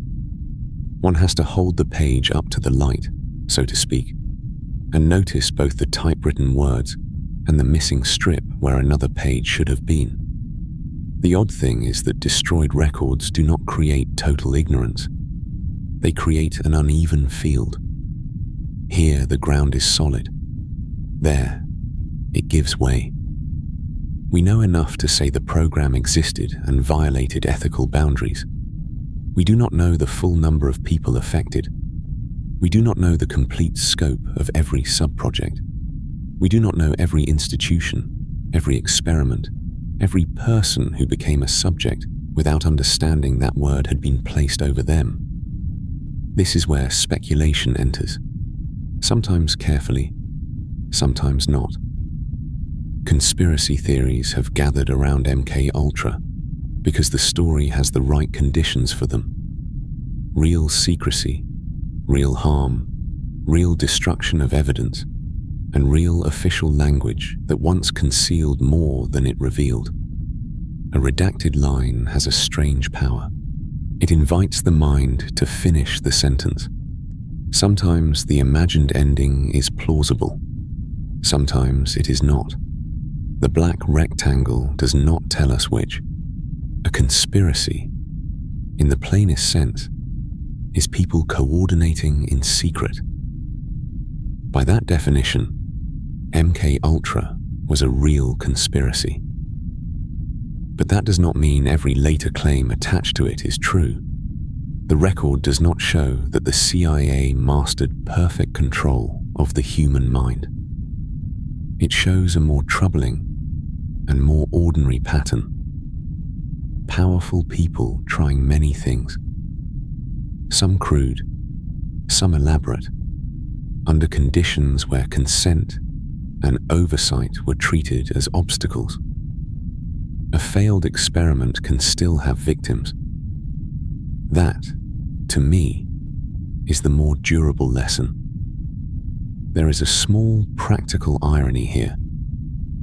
The more carelessly a program keeps or destroys its records, the more carefully everyone afterward must speak about it. The missing pages do not give us permission to say anything we like. They force a narrower, slower language. The evidence suggests. The testimony indicates. The file is incomplete. These are not dramatic phrases, but they are honest ones. They keep the story from becoming another form of distortion. On a rainy night outside an archive building, the ordinary world continues with almost rude indifference. Tires hiss over wet asphalt. A security guard checks a clipboard. Someone carries a paper cup of coffee that has gone lukewarm. Inside, the old documents smell faintly of dust, toner, and dry glue. It is strange how much national memory can depend on such fragile things. Staples, carbon copies, microfilm, storage cartons, and the decision of one official not to throw something away. And memory is really the deeper subject here. MK Ultra was concerned with influence, vulnerability, and the manipulation of perception. But after the files were shredded, the public faced a similar problem at a historical scale. How do you trust your memory of events when the record has been interrupted? How do citizens remember what their institutions did when the institutions themselves have damaged the evidence? The personal and the political begin to rhyme, not perfectly, but enough to be unsettling. What we know, then, is substantial. What we guess is not worthless, but it must be labeled as guesswork. What people assume may reveal something about fear, culture, and distrust, but assumption is not evidence. The line between these categories is thin, and it shifts as new documents appear or old claims are re-examined. Still, the line is worth tending, like a path through wet grass. It may not take us everywhere, but it keeps us from walking in circles. So the unfinished quality of MK Ultra is not just a gap in a story. It is part of the story's structure. Some things were hidden. Some things were exposed. Some things were destroyed. Some things may now be unknowable. And as the next ripple of the story moves outward, into law, ethics, culture, and distrust, it helps to carry this distinction with us. Not because we know everything, but because we know just enough to understand why the missing pieces still matter. Now, ripples. MK Ultra's legacy in today's night. Ripples. MK Ultra's legacy in today's night is how do echoes of a secret project shape our world, long after the files are closed. It existed because it's cited in debates about transparency, privacy, and state power. The useful thing is to understand the ordinary pressure underneath it before the details start to pile up.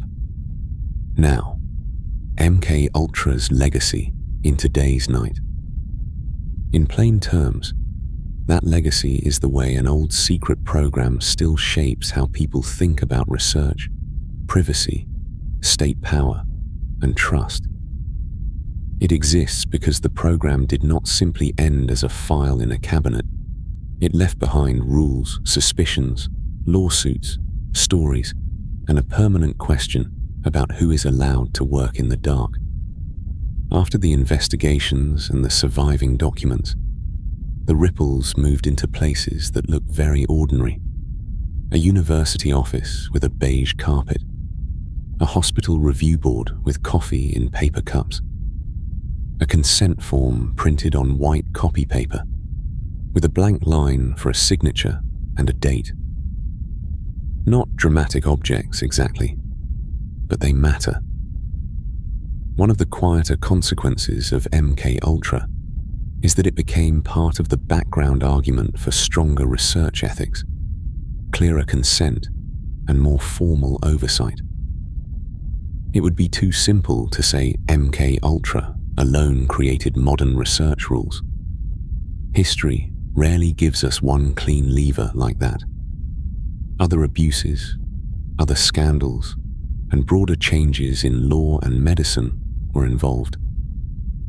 But MK Ultra became one of the examples people could point to when asking why good intentions were not enough, why a scientist's curiosity needed limits, why a government agency could not be trusted merely because it used careful language and stamped its pages properly. What I find interesting is how unromantic oversight often looks. It is not a heroic figure standing in a doorway. It is a checklist, a committee agenda, a paragraph explaining risk, a question about whether the subject understands what is being done. These little bureaucratic objects can feel dull, even irritating, until we remember what the absence of them made possible. There is a small irony there. Paperwork helped hide MK Ultra, and later, better paperwork became one tool for restraining the kind of thinking that produced it. The legacy also lives in the law's slower machinery.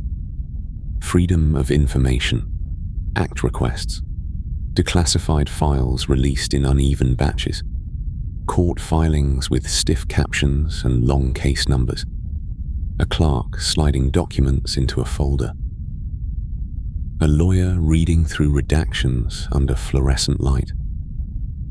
Some legal cases connected to MK Ultra and its aftermath have continued long after the original program closed. Because injury does not always end when a project ends. Families keep asking. Researchers keep sorting. Agencies keep answering in partial sentences. Out in the city, late at night, the same legacy becomes more atmospheric. Office windows blink on and off across a skyline. A siren moves somewhere between buildings, then fades into wet pavement and engine noise. In one lit room, perhaps, someone is reading a privacy policy they will not finish. In another, a journalist is comparing old testimony with a scanned document from a government reading room. The story is no longer confined to Langley, laboratories, safehouses, or hearing rooms. It has diffused into the general weather of public suspicion. That suspicion is not always careful. MK Ultra has become a phrase people use for many things. Some documented, some exaggerated, some barely connected at all. It appears in films, novels, podcasts, internet forums, album titles, streaming thumbnails, and the darker corners of popular imagination. A black marker line across a file page has become almost a cultural symbol. The odd thing is that the symbol works because the underlying history was real enough. Not every rumor deserves belief, but the documented program gave rumor a place to live. If this one is doing its job, you can keep it nearby for another restless night. If this helps you rest, you can save it for another night. The most useful distinction may be this. MK Ultra does not prove that every institution is lying all the time. That would be too broad, and honestly, not very helpful. It shows something narrower and more durable. When fear, secrecy, weak oversight, and professional ambition are allowed to reinforce each other, People can be harmed while the paperwork remains calm. That lesson applies beyond one agency or one decade. It applies wherever power is insulated from ordinary questions. Privacy debates carry a faint trace of the same concern. The tools have changed. Instead of paper files in grey cabinets, we have databases, phone records, biometric systems, location trails, encrypted servers, and terms of service boxes tapped with a thumb. These are not MK Ultra, and it is important not to flatten everything into one story. Still, the old question returns in a new coat. What can an institution learn about a person without that person's meaningful consent? The mechanism is different. The moral pressure is familiar. State power has also learned to speak in newer dialects. National security, counter-terrorism, public safety, technological research, behavioral prediction. Some of these purposes are real. Some are necessary. A society does need ways to protect people, and secrecy is not always sinister. I prefer honesty about that trade-off, because pretending otherwise makes the argument too easy. But secrecy is a tool with a bad habit. It tends to expand if no one measures it. It can begin as a locked drawer and become a locked hallway. Here, the philosophical drift is not far from the concrete facts. Trust is a kind of public infrastructure. It is less visible than a bridge or a water main, but it carries weight every day. People trust that doctors will explain treatment, that researchers will ask permission, that courts can request records, that elected oversight is more than theatre. When that trust is damaged, the repair is slow. You cannot simply announce that the bridge is safe. Someone has to inspect the bolts, publish the report, and let people walk across at their own pace. Some of MK Ultra's influence is difficult to measure. We cannot know exactly how many private doubts, films, laws, university policies, or late-night conversations trace back to it. The evidence points toward a broad cultural afterlife, but not a clean line from cause to effect. Some accounts simply stop at the edge of available records. Other accounts run too far beyond them. The responsible path is a little narrow, and maybe a little unsatisfying. Enough trust to follow evidence, enough skepticism to ask who benefits from silence. So the ripples remain, in a consent form clipped to a metal board, in a congressional archive box, in a courthouse docket, in a city window burning past midnight, in the phrase classified when it lands a little too heavily on the page. MK Ultra failed to become a perfect science of control, but it succeeded in altering the atmosphere around secrecy. It made the locked room feel plausible. And as we move toward the last part of the story, that atmosphere matters, because the ending is not only about what happened then, it is about how a society carries an unfinished file into the present. We can begin with Night's End, the shape of an unfinished story. Night's End, the shape of an unfinished story, is what does it mean to live with unanswered questions? And why might that be necessary?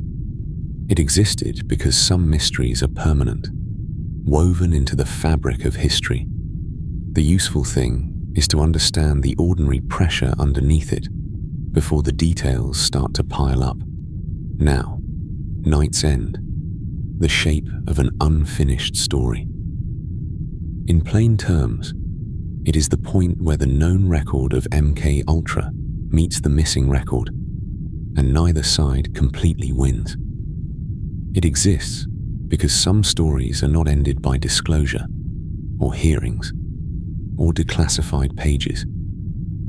They continue as gaps, habits of doubt, and questions that have to be carried carefully. By now, the story has passed through offices, laboratories, safehouses, hearings, and shredded files. But the last object in the room is not a vial, or a memo, or a name typed in black ink. It is the absence itself. A blank space in a folder. A page with a heavy black bar across the middle. A box label that promises contents no longer inside. That is the shape of the ending. Not a clean confession. Not a final map. More like a field at dawn, after a long night of rain, with mist rising low over the grass. You can see the fence posts. You can see the gravel track. You can hear the first birds testing the air from somewhere near the tree line. But beyond that, the ground softens into pale grey, and the far edge of things is not available yet. The full story of MK Ultra will likely never be told in complete detail. That is not because every missing piece hides some larger, perfect secret. It is because records were destroyed, memories changed, witnesses aged, institutions defended themselves, and ordinary paperwork proved to be fragile. Paper yellows. Ink fades. Boxes are moved from one basement to another. A staple rusts into the corner of a page, leaving a small brown crescent like a weather mark. What I find interesting and unpleasantly practical is that history often depends on office supplies, file cabinets, carbon copies, index cards, sign-out sheets, tape reels with curling edges, a clerk's habit of saving one duplicate instead of two. The great moral questions arrive later, in books and hearings. But first there is the plain inconvenience of keeping track. With MK Ultra, that inconvenience became something larger. When the record was thinned, the public lost more than facts. It lost the ability to finish the sentence. How many people were affected? Which institutions knew what they were helping to do?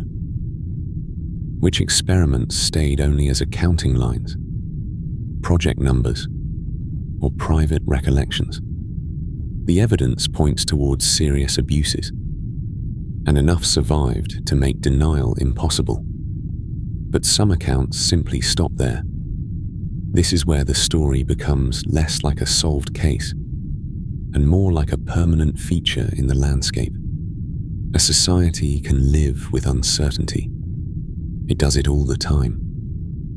Families carry half-known stories about a relative who left, or a house that burned, or a letter that never arrived.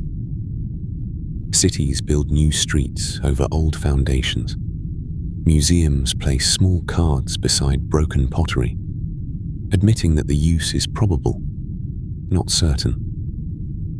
Even in ordinary life, we live among fragments. A receipt in a coat pocket, a photograph with no date written on the back, a name remembered only by one person, and then not at all. MK Ultra's fragments are heavier because they involve power. They involve consent. They involve people who did not know they had been pulled into a hidden experiment. That makes the missing record morally active. The blank spaces are not empty in the way an empty field is empty. They are empty like a chair left at a hearing table, with a microphone still angled toward it. If you want more quiet subjects like this, Subscribing helps them keep showing up. If this is useful tonight, saving it for another night is more than enough. The temptation with a story like this is to fill every silence. The mind does not like torn pages. It wants sequence, motive, and a final room where everything is explained. I understand that impulse. It is a very human housekeeping instinct. We see a drawer left open, and we want to push it shut. But missing evidence does not give us permission to invent. That is a small, stern rule, and I think it matters. The documented facts are already serious enough. The CIA ran a secret program. People were used without proper consent. Records were destroyed. Oversight arrived late. Those statements do not need decoration to carry weight. At the same time, refusing invention is not the same as refusing suspicion. A destroyed archive invites questions by its nature. A redaction is not proof of whatever we fear, but it is also not nothing. It is a visible boundary. A black strip of ink saying, in its bureaucratic way, you may come this far and no farther. The odd thing is that endings like this can become more honest when they stop pretending to be complete. A sealed conclusion would almost feel false, too neat, too polished for a subject built from secrecy, improvisation, fear, and institutional self-protection. The unfinishedness is part of the evidence. It tells us something about how classified power leaves marks, even when it tries to erase its own footprints. So perhaps the last lesson is not that trust should disappear. A world without trust is a hard place to live, full of locked gates and suspicious glances. But trust, after MK Ultra, cannot be treated as a warm feeling handed to institutions in advance. It has to be maintained by records, oversight, witnesses, limits, and the plain right of a person to know when something is being done to them. That sounds dry. It sounds like committees, forms, ethics boards, and minutes typed after long meetings under fluorescent light. Still, I have developed a small affection for dry safeguards.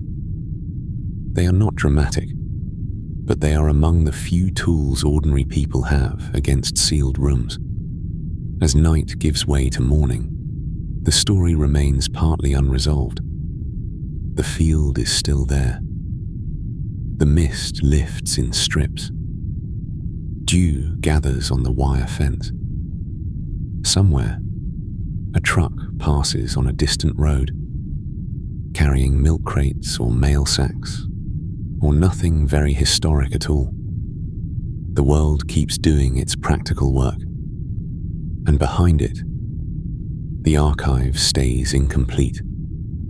MK Ultra failed to become the perfect machine its architects imagined, but it succeeded in changing how many people think about secrecy, science, and power.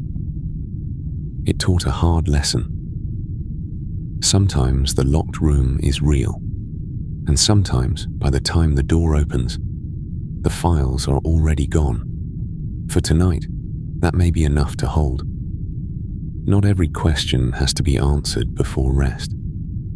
Some remain in the background, half lit and waiting, while the first birds call over the damp grass, and the search for understanding continues, quietly and gently, in the background of our collective story.